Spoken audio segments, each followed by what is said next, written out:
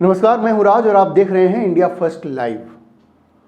अंग्रेजों से आज़ादी मिलने के बाद जिस तरह से भारत के प्रथम प्रधानमंत्री का चुनाव हुआ, उसने कई विवाद खड़े कर दिए। लोग आज भी ये पूछते हैं कि आखिर क्यों महात्मा गांधी ने सरदार पटेल की जगह जवाहरलाल नेहरू को भारत का प्रथम प्रधानमंत्री चुना, जबकि कांग्रेस पार्टी में लगभग सारे लोग एकमत थे कि प्रधानमंत्री का पद तो सरदार पटेल को ही मिलना चाहिए। आखिर महात्मा गांधी ने सरदार पटेल के साथ ये नाइंसाफी क्यों की?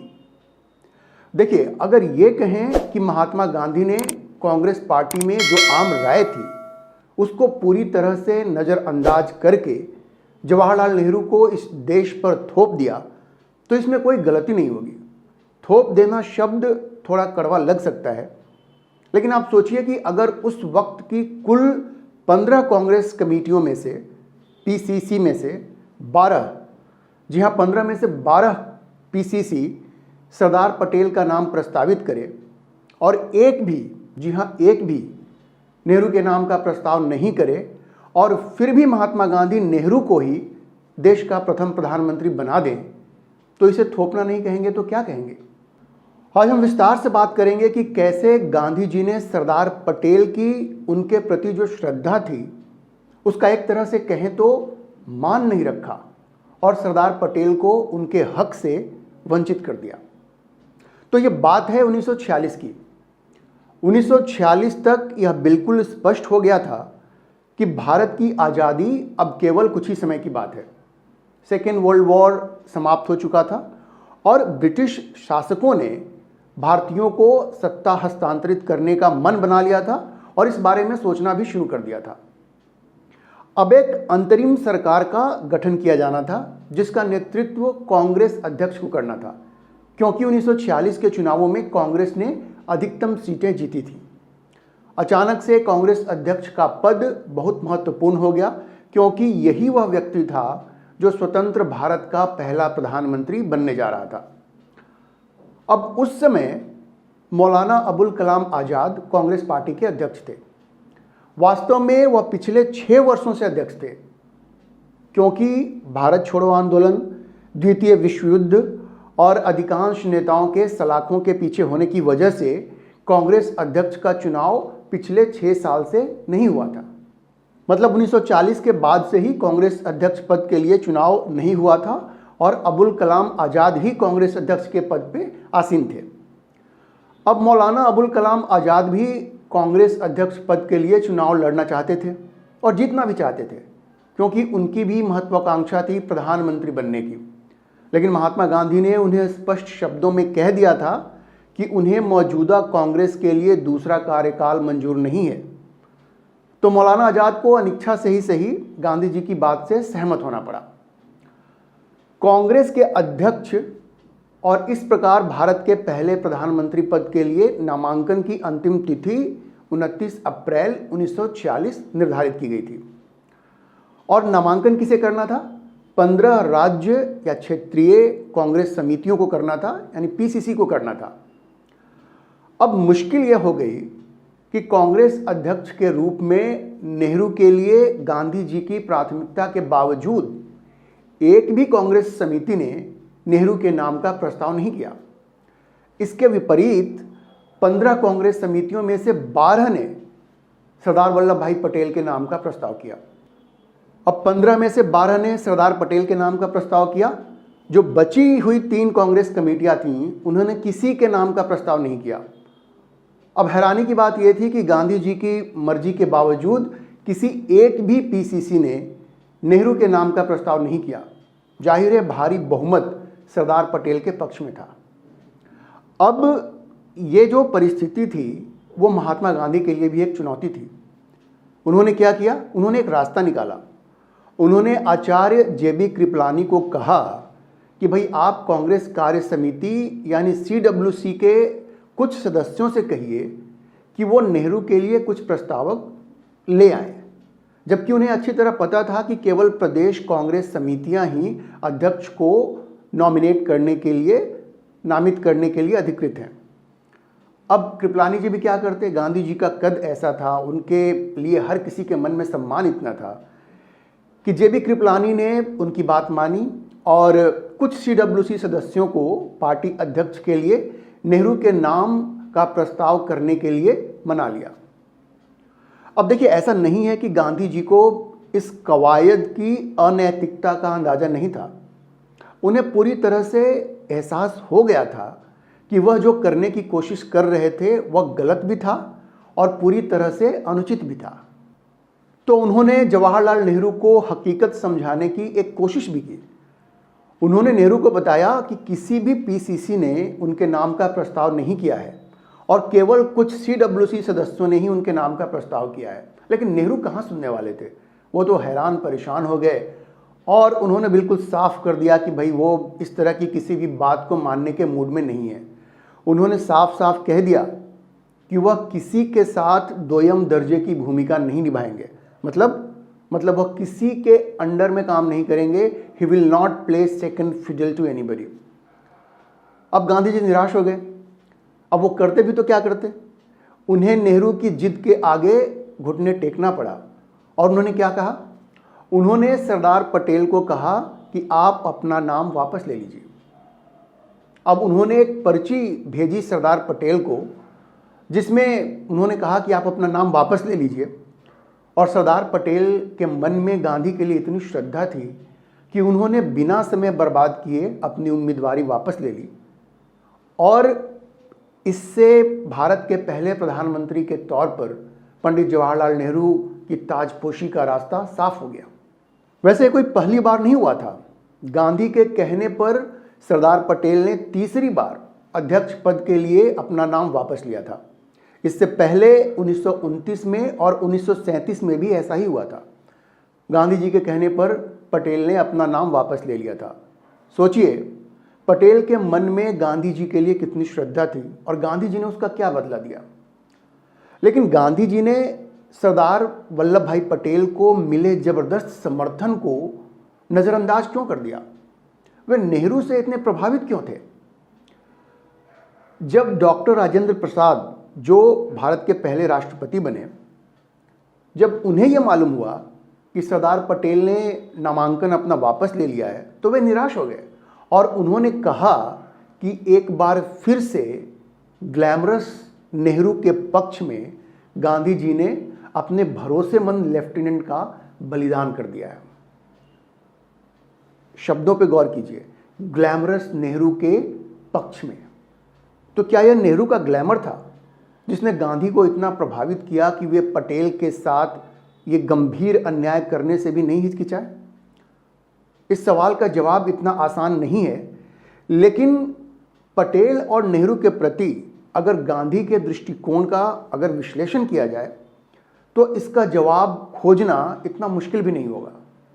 इस तथ्य से इनकार नहीं किया जा सकता कि गांधी के मन में शुरू से ही नेहरू के प्रति एक सॉफ्ट कॉर्नर था और उन्होंने 1946 से पहले कम से कम 2 बार कांग्रेस अध्यक्ष पद के लिए सरदार पटेल की तुलना में नेहरू को प्राथमिकता दी थी। ऐसा 1929 में भी हुआ और फिर 1937 में भी हुआ। कहते हैं कि गांधी जी हमेशा नेहरू के तथाकथित आधुनिक दृष्टिकोण से प्रभावित थे। उन्हें लगता था कि नेहरू की तुलना में सरदार पटेल थोड़े रूढ़िवादी थे और उनका मानना था कि भारत को एक ऐसे व्यक्ति की जरूरत है जो अपने दृष्टिकोण में आधुनिक हो। अब ये आधुनिकता क्या है, ये तो गांधी जी ही बढ़िया समझ सकते थे।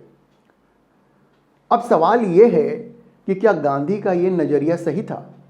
अब कुछ लोग ये पूछते हैं कि पटेल ने आगे चलकर जिस तरह से 500 से भी ज़्यादा रियासतों का भारत में विलय करवाया, क्या उससे उनकी प्रशासनिक समझ और क्षमता का पता नहीं चलता था?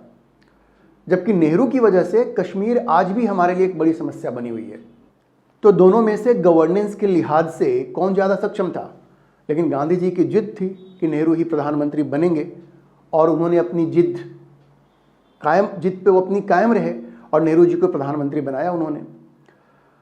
कांग्रेस के अंदर नेहरू की अपेक्षा पटेल के जबरदस्त सपोर्ट के बावजूद अगर गांधी ने नेहरू को प्रधानमंत्री बनाया तो उसके पीछे एक वजह यह भी थी कि गांधी जानते थे कि सरदार पटेल कभी भी उनकी अवहेलना नहीं करेंगे, लेकिन वे नेहरू को लेकर के इतने आश्वस्त नहीं थे। गांधी की आशंकाएं सच हो गई जब नेहरू ने उन्हें स्पष्ट कर दिया कि वे किसी दूसरे के अंडर में किसी के भी कहने से काम नहीं करेंगे। अब कुछ लोगों का यह मानना है कि गांधी जी ने अपनी वीटो शक्ति का प्रयोग नेहरू के पक्ष में किया क्योंकि उन्हें डर था कि यदि नेहरू को प्रधानमंत्री बनने का मौका नहीं दिया गया तो वे भारत की आज़ादी की राह में समस्याएं पैदा कर सकते हैं। कुछ विश्लेषकों ने यह भी दावा किया है कि गांधी को यह डर था कि प्रधानमंत्री न बनाए जाने की स्थिति में नेहरू कांग्रेस को विभाजित भी कर सकते थे। तो गांधी ने पटेल के ऊपर नेहरू को क्यों चुना, इस संबंध में हम निष्कर्ष निकाल सकते हैं कि गांधी ऐसा करने के पीछे गांधी के सामने दो मुख्य कारण थे। पहला, गांधी का मानना था कि आधुनिक विचारों वाले नेहरू पटेल से बेहतर थे, जो उनके अनुसार अपने विचारों में रूढ़िवादी थे। अब एक तबका यह सवाल उठाता है कि अपनी संस्कृति पर गर्व महसूस करना रूढ़िवादिता या पिछड़ेपन कैसे हो सकता है। भारत को तो ऐसे ही व्यक्ति की आवश्यकता थी जो आधुनिकता के साथ साथ अपनी संस्कृति को भी नहीं भूले। ये बात सब जानते हैं कि पटेल भारतीय संस्कृति अर्थात सनातन संस्कृति के पैरोकार थे, तो नेहरू पाश्चात्य संस्कृति से ज़्यादा प्रभावित थे। सब जानते हैं, इसमें कोई डिबेट की बात नहीं है। हम सबको मालूम है कि किस तरह से सोमनाथ मंदिर के पुनरुद्धार के मामले पर नेहरू की राय पटेल से अलग थी। प्रथम राष्ट्रपति राजेंद्र प्रसाद जब सोमनाथ मंदिर के उद्घाटन समारोह में गए तो नेहरू को वो बात भी पसंद नहीं आई, यहाँ तक कि नेहरू ने सरकारी मीडिया में भी उस खबर को नहीं चलने दिया। तो लोगों का ये पूछना भी जायज़ है कि अपनी संस्कृति से प्यार करना कोई गुनाह है क्या। खैर, पटेल और राजेंद्र प्रसाद नेहरू की असहमति के बावजूद सोमनाथ मंदिर के उद्घाटन में शामिल हुए। तो ऐसा मानना है कि शायद सनातन संस्कृति के प्रति सरदार पटेल के झुकाव की वजह से भी गांधी ने उन्हें रूढ़िवादी मान लिया और पटेल की जगह नेहरू को देश की बागडोर सौंप दी। यह तो पहली वजह हो गई। दूसरी वजह यह मानी जाती है कि गांधी को डर था कि अगर उन्हें पीएम पद से वंचित किया गया तो नेहरू विद्रोह कर देंगे और इससे अंग्रेजों को सत्ता हस्तांतरण में देरी करने का बहाना मिल जाएगा। दूसरी ओर वे सरदार पटेल की निष्ठा के प्रति पूर्णतया आश्वस्त थे। वह जानते थे कि सरदार पटेल एक सच्चे देशभक्त थे और वह कभी भी कोई मुश्किल पैदा नहीं करेंगे। लेकिन गांधी जी ने यह जो निर्णय लिया वो आगे चल करके देश के लिए बहुत महंगा साबित हुआ। सबसे पहले तो आप ये समझिए कि गांधी जी ने एक तरह से कांग्रेस में ये जो हाई कमांड कल्चर आज है ना, उसकी शुरुआत उसी वक्त कर दी, जिसमें स्टेट यूनिट की भावनाओं को नज़रअंदाज करके केंद्रीय नेतृत्व सारे फैसले ले लेता है। बाद में ये कल्चर तकरीबन सारी पॉलिटिकल पार्टियों में फैल गया। ये जो हाई कमांड कल्चर है, अब आज की तारीख में तो ये लगभग सारी पार्टियों में है। अब आज की तारीख में इस हाई कमांड कल्चर ने आंतरिक पार्टी लोकतंत्र, जो इनर डेमोक्रेसी है, उसके कंसेप्ट को ही नकार दिया है और इसकी शुरुआत गांधी जी ने ही कर दी थी। सोचिए, 15 में से 12 पीसीसी एक बात कह रही है, लेकिन गांधी जी ने सबको ओवर रूल कर दिया, अपना वीटो उन्होंने इस्तेमाल किया और जो बहुमत की पसंद थी उसको नज़रअंदाज करके नेहरू को इस देश का पहला प्रधानमंत्री बना दिया। अब एक वर्ग का ये मानना है कि कश्मीर और चीन दो ऐसे मुद्दे हैं जिन पर नेहरू की बड़ी गलतियों ने गांधी के फैसले पर गंभीर प्रश्न चिन्ह लगा दिया। ये नेहरू ही थे जो कश्मीर के मुद्दे को उस समय यूएन ले गए, उस समय ले गए जबकि भारत की सेना कश्मीर में घुस आए पाकिस्तानी सेना को लगातार पीछे खदेड़ रही थी। लोग कहते हैं कबायली आ गए थे, लेकिन उस कबायली में पाकिस्तानी आर्मी के रेगुलर्स भी थे। अब नेहरू जी चले गए यूएन ने क्या कहा, उसने सीज फायर करवा दिया और कश्मीर का एक बड़ा हिस्सा पाकिस्तान के पास रह गया। आप देखिए, आज भी कश्मीर में जिन मुश्किलों का हम लोग सामना कर रहे हैं उसके पीछे ये भी एक वजह है। इसी तरह से चीन के प्रति नेहरू के अंधे प्यार का खामियाजा भी देश ने भुगता जब 1962 में चीन ने भारत पर आक्रमण करके लगभग 38,000 वर्ग किलोमीटर जमीन हथिया ली। अब नेहरू जी हिंदी चीनी भाई भाई ये नारा लगाते रहे और बदला चीन ने ऐसा लिया, उसने आक्रमण कर दिया, असम तक सेना घुस गई और लद्दाख में तकरीबन 38,000 स्क्वायर किलोमीटर ज़मीन हथिया ली। इतना ही नहीं, नेहरू का चीन प्रेम इतना ज़्यादा था कि संयुक्त राष्ट्र संघ के सुरक्षा परिषद में चीन की जगह भारत को स्थायी सदस्यता की पेशकश जब की जा रही थी, उसे भी जवाहरलाल नेहरू ने ये कह के ठुकरा दिया कि पहले चीन का अधिकार बनता है। अब आप सोचिए, आपको सिक्योरिटी काउंसिल का परमानेंट मेंबर बनाया जा रहा है, लेकिन आप कहते हैं नहीं जी पहले चीन बनेगा, उसका अधिकार ज़्यादा है। अब ये तो अंधा प्रेम ही था ना, और आगे चल करके चीन ने उसका क्या सिला दिया ये हम सब जानते हैं। अब ध्यान देने की बात यह है, सरदार पटेल की मृत्यु तो 1950 में हो गई। कहते हैं कि अपनी मृत्यु से कुछ दिन पहले पटेल ने नेहरू को एक पत्र लिखकर चीन के नापाक मंसूबों के बारे में आगाह किया था, लेकिन नेहरू ने उस पत्र पर कोई ध्यान नहीं दिया। तो समाज के एक वर्ग का यह मानना है कि कश्मीर और चीन के मसले पर नेहरू की गलत नीतियों ने भी गांधी के फैसले पर गंभीर प्रश्न चिन्ह खड़ा कर दिया है। यहां ध्यान देने की बात यह है कि गांधी के इस फैसले को बाद में दो ऐसे लोगों ने गलत ठहराया जो सरदार पटेल के आलोचक थे, जिनका सरदार पटेल से काफ़ी मतभेद थे। उन्होंने इस बात को स्वीकार किया कि पटेल के स्थान पर नेहरू को चुनने का गांधी का निर्णय गलत था। अब इन दो लोगों में से एक थे मौलाना अबुल कलाम आज़ाद। 1959 में उनके मौत के बाद प्रकाशित उनकी आत्मकथा में गांधी के फैसलों को गलत ठहराते हुए उन्होंने लिखा, क्या लिखा उन्होंने कहा, यह मेरी ओर से एक गलती थी कि मैंने सरदार पटेल का समर्थन नहीं किया। हमारे बीच कई मुद्दों पर मतभेद थे, लेकिन मुझे विश्वास है कि अगर वह कांग्रेस अध्यक्ष के रूप में मेरे उत्तराधिकारी होते तो उन्होंने देखा होता कि कैबिनेट मिशन योजना को सफलतापूर्वक लागू किया जाता। उन्होंने जवाहरलाल नेहरू जैसी गलती कभी नहीं की होती जिससे जिन्ना को इस योजना में विफल करने का मौका मिलता।